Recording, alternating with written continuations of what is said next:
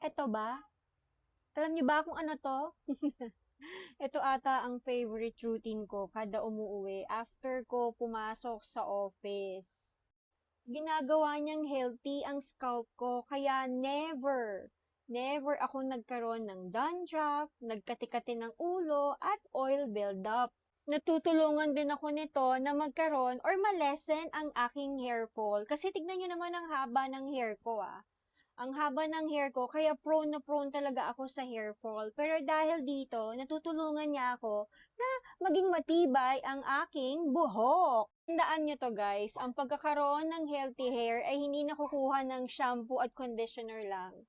Dapat tinitreat natin yung ating scalp kasi dun tumutubo yung ating hair, dun nakakonek. Kaya kung healthy ang scalp, healthy ang hair. At paano ma-achieve to?